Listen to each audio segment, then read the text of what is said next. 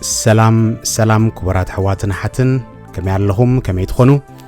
تسفى قبر كلهم سلام كتهلو امبار نلومي كزاربولو مريس ازلقو نتبخاء اب التعباب يقول عوزة كورا كخونيو كم قتلتنا إذا حلف الفيديو اب معباي يقولعو حقستي كخونو يخلو يوم زبلوم النتبتات قرب مخواني قالاتين يريلوم خاء حقستي كخونو يخلو يوم زبلوم مسارتها عن النتبتات ولدي ببزحي نفتصمم جيجاتات بفلات وكن بزي فلات نفتصمم نخون جن نزن مزخخار مو كن الرمم كم زلنا زحبرو حمشت مسارتها عن النتبتات هزي قريبة زلخو كساب فتصامنا ذا فيديو مسايك تصنحو بخبري نعدمكو السنة يتصنحوت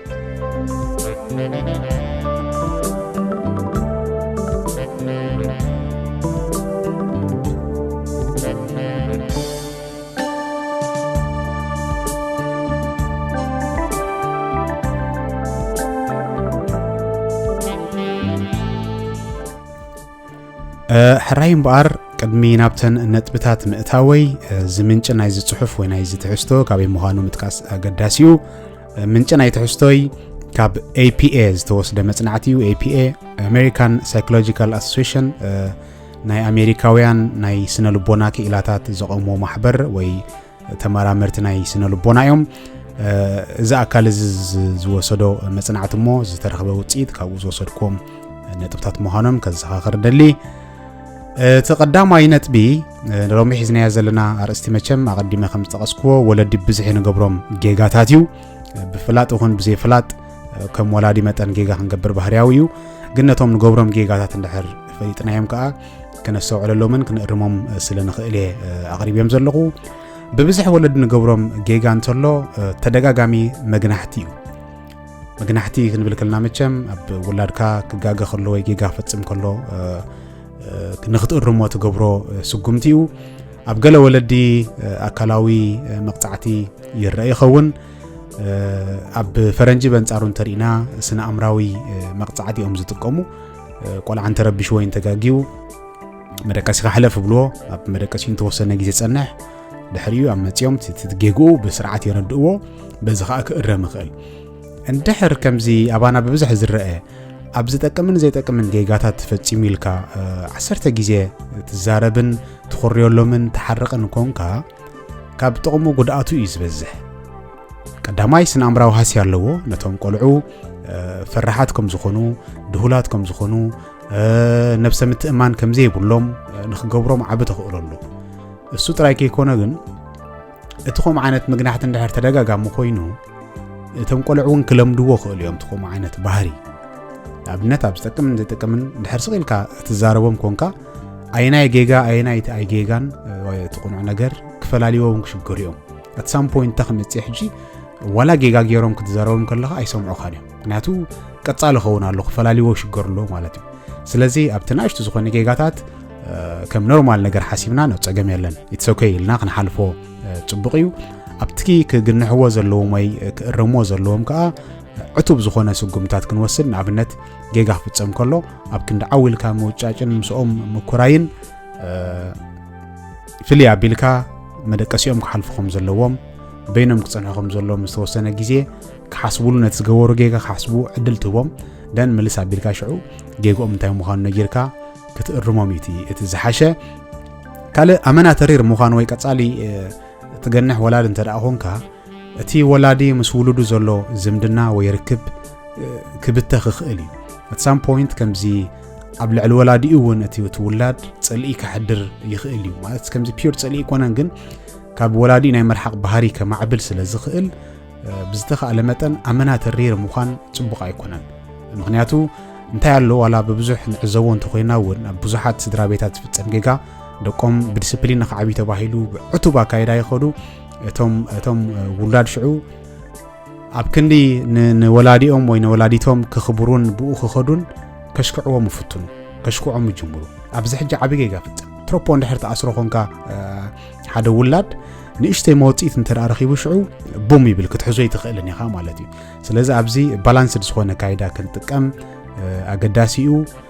كلاي ونا بحبرت سبنا ببزح زرق جيجا حسابات قلعو زي مخبار وي حساباتهم زي مخباريو زنتاي مالتيو مبزحتنا نعزبو نخون بفلاي ابو عدنا زنبره اتعبابيا قلعو ቆልዓ ክዛረብ ብዙሕ እድል ኣይትቦን ኢኻ ንቆልዓ ጽኒልካ ናይ ምስማዕ ሓሳባቶም ናይ ምስማዕ ኩነታቶም ናይ ምርዳእ ጸገማት ነይሩና እዩ ኣብ ዓድና ሕጂ እውን ኣብቲ ዘለናዮ ኮንቴክስት ኣብ ዘለናዮ ዓድታት ከምኡ ዓይነት ባህርያት ኣብ ብዙሕ ስድራ ይርአ እዩ እዚ እንታይ እዩ ንኣብነት ሓደ ቆልዓ ክዛረብ ኣብ ዝደልየሉ ግዜ ጽኒልካ ሓሳቡ ክትሰምዕ ከለኻ ዓይኑ እናጠመትካ ምስኡ ሙሉእ ኣቴንሽን ይሂብካ እንድሕር ትሰምዖ ኮንካ ኣብ ልዕሊኡ ዘለካ ክብሪ እቲ ናቱ ቫልዩ እቲ ናቱ ዋጋን ኣብ ልዕሊኡ ዘለካ ራእያን ይስምዖ እዩ እዚ ኸ ኣብ ተዛዋሪ ኣብ ስነኣምራዊ ዕቤት ናይቲ ቆልዓ ኣዝዩ ዓቢ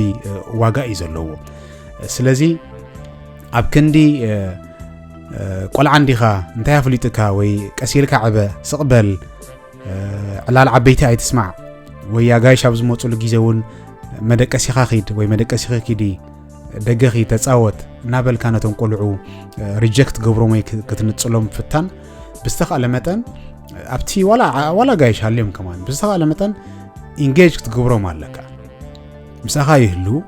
ሓሳባት እንተሰምዑ ጸገም ዘለዎ ነገር ኣይኮነን እንድሕር ናይ ዓበይቲ ዕላል ጥራይ ኮይኑ ንዖም ዘምልክት እንተዳ ኮይኑ ኸ ብሜላ እዚ ናይ ዓበይቲ ዕላል ስለ ዝኾነ ንስኻ ኸ ምስ ብጾትካ ተጻወት ወይ ገለ ነገር እሱ ቢዝ ዝኾነሉ መጽሓፍ ዲኻ ክትቦ ካልእ ነገር ጌርካ ከተረድኦ ትኽእል ኢኻ ግን ከምኡ ንኽትገብር እውን እኹል ምኽንያት ክህልወካ ኣለዎ ከምዚ ግበር ጥራይ ዘይኮነ እዝን ስለ ዝኾነ ከምዚ ኣግበር እዝን ስለ ዝኾነ ከምዚ ኣግበር እሞ ምስ ወዳእና ከምዚ ክንገብርና ኢልካ ብምርዳእ እንድሕር ኮይኑ ሰሙን ክርድኦ ኽእልዮም ክሰምዑ ኽእሉ እዮም 00 ኸኣ እቲ ኣብ እምሮኦም ዝፈጥሮ ሃስያ ይተርፍ ኣሎ ማለት እዩ በንጻሩ ጽቡቕ ሓገዝ ክገብረሎም ይኽእል እዩ ማለት እዩ ነፍሲ ምትእማን ከጥፍኡ ይኽእሉ ኣብ ውሽጦም እውን ከምዚ ተሰማዕቲ ኮናን ዝብል ስምዒታት ክፈጥረሎም ይኽእል ወይ ወለድና ይሰምዑናን እዮም ኣይኽብሩናን እዮም ዝብል ስምዒታት ክፈጥረሎም ይኽእል እዩ ከም ሳዕቤኖ ኸኣ ፈራሓት ወይ ክውስኑ ዘይክእሉ ተጸበይቲ ብዝኾነ መለክዒታት እውን ካብ ካልኦት ድሑራት ናይ ምዃን ተኽእሎታት ክፈጥር ይኽእል እዩ ስለዚ ብዝተኻለ መጠን እዚ ነገር ዘኣስተውዒልና ኣብ ንገብሮ ነገራት ኩሉ ግዜ ኣሳተፍቲ ክንገብሮም ተመራፂ እዩ ሳልሳይ እውን ኣገዳሲ ነጥቢ ኣለና እዚ እንታይ ኩነታቶም ብግቡእ ዘይምክታል ዝብል ነጥቢ እዩ ኩነታቶም ክንብል ከለና ወዮ ኣቐዲምና ከም ዝገለጽናዮ ሓደ ቆልዓ እኹል ማይን መግብን ክዳንን ስለ ዝቐርብካሉ እኹል ኣይኮነን ስነኣምራዊ ዕቤቶም ብግቡእ ምክትታል ኣገዳሲ እዩ ኣብ ከመይ ዓይነት ኩነታት ኣለዉ ንኣብነት ኣብ ኣገዳሲ ናቶም ነጥብታት ወይ ንኣብነት ናይ ትምህርቲ ግዜ ክህልዎም ይኽእል ምስ መምሃራኖም ክትዛረበሉ ዘለካ ኣጋጣሚታት ይህሉ ኣብቲ ጋጣሚ እሱ ኬድካ ኩሉ ግዜ ናቶም ጸጋዕ ከም ዘለኻ ነቶም ቆልዑ ክተሪኦም ኣለካ ምስ መምሃራኖም ብዛዕባ ናቶም ፕሮግረስ ብዛዕባ ናቶም ምዕባሌታት ብግቡእ ይህን ክትብል ኣለካ ኩነታቶም ፈሊጥካ ኣብ ገዛ ክትገብረሎም ዝግባእካ ደገፍ እውን ብግቡእ ካብቶም መምሃራን ወሲድካ ኣብ ገዛ ዘለዎምን ኣብ ትምህርቲ ዘለዎም ኩነታትን ብግቡእ ምፍላጥ ኣገዳሲ እዩ ካልእ ኣከም ስፖርታዊ ንጥፈታት ናቶም ኣብ ዝኸድሉ ግዜ እንተተኻኢሉ ክልቲኻ ክትከይድ ጽቡቕ እዩ እንተዘይኮይኑ ወላዲ ወይ ወላዲት ሓዲኻ ኸይድካ ኩነታቶም ትከታተል ምስቶም ብጾቶም እንታይ ዓይነት ርክባት ኣለዎም ከመይ ክትፍትሽ ከለኻ ክትፈልጦም ከለኻ ንዖም እውን ሞራል ስለ ዝስምዖም ሓይሊ ስለ ዝስምዖም ስነኣምራዊ ዕቤቶም ዓበ ተራ እዩ ዘለዎ ካልእ ኣብ ገዛ እውን ምስኦም ሓቢርካ ዝኾነ ስራሕ ምስራሕ ንኣብነት ከምዚ ጌም ክትፃወቱ ከለዉ ዲኻ ምስኦም ጌም ክትፃወት ዝኾነ ፓዝል ገለ ክሰርሑ ከለዉ ዲኻ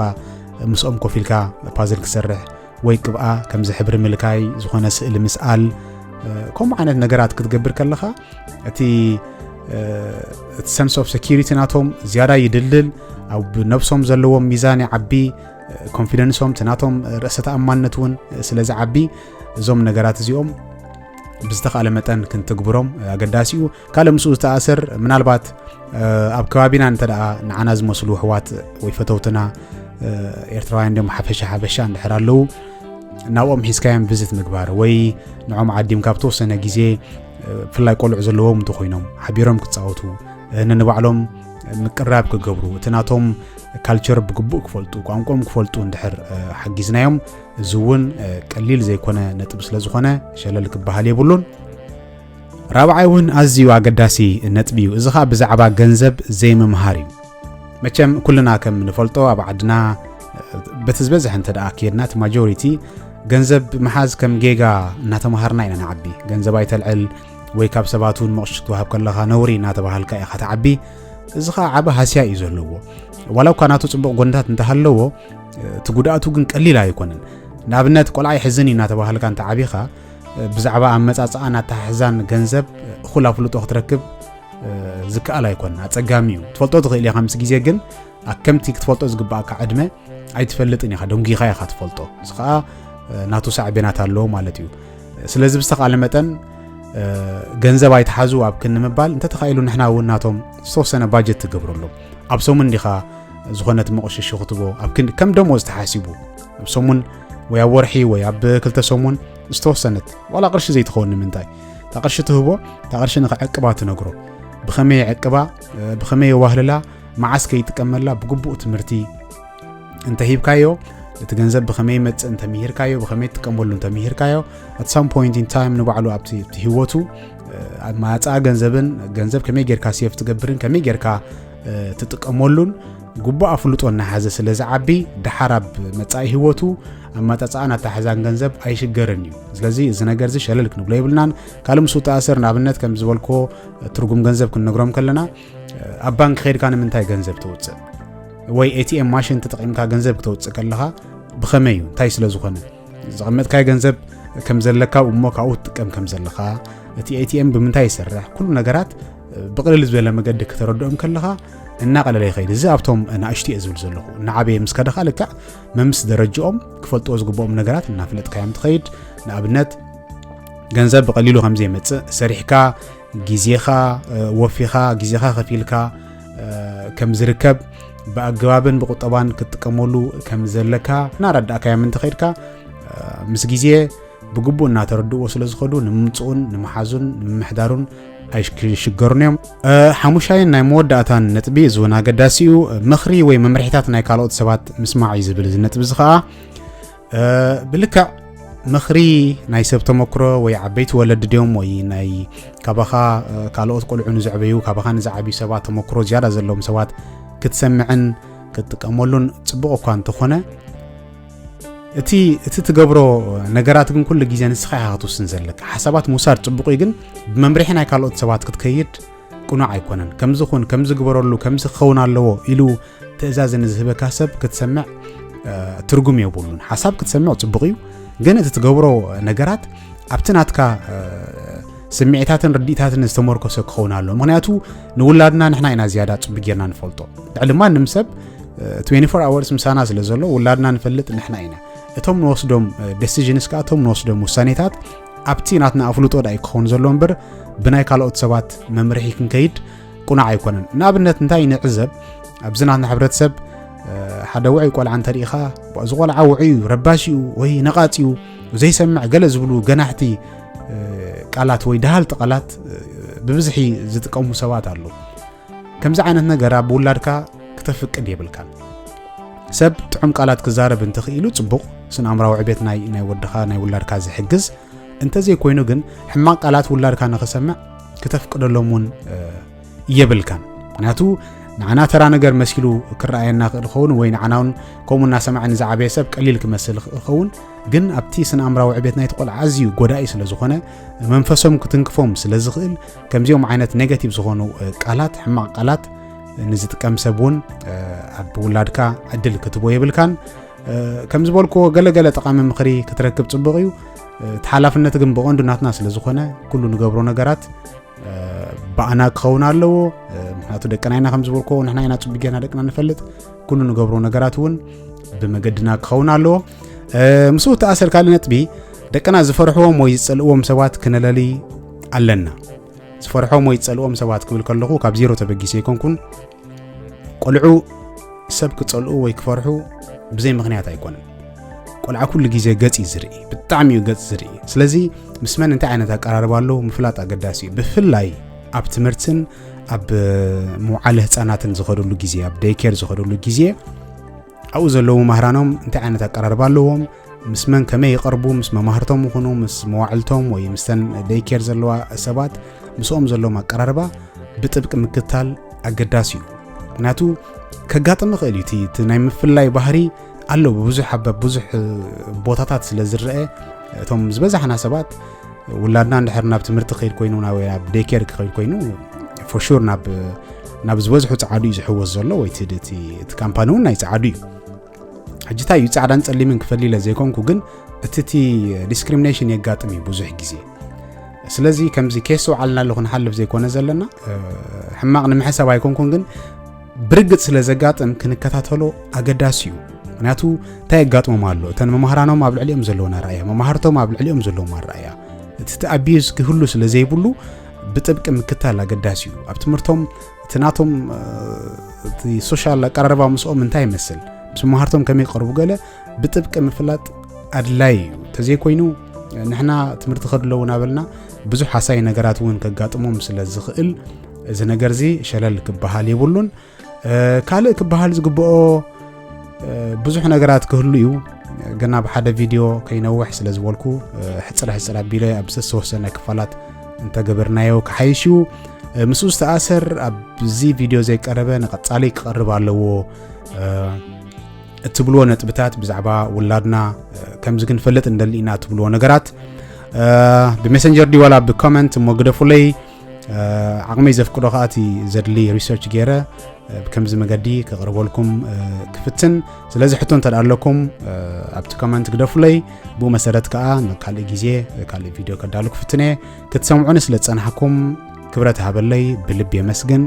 እዚ ቪድዮ ጠቃሚ ኮይኑ እንተረኺብኩሞ ወይ ንካልእ ሰብ ክሕግዝ ዝኽእል እዩ ኢልኩም እንተሓሲብኩም ምስ ካልኦት ኣሕዋትና ክትካፈልዎ ሼር ክትገብሮ ወይ ናብ ካልኦት ኣሕዋት ክትሰድዎ ብትሕትና ከዘኻኽር ደሊ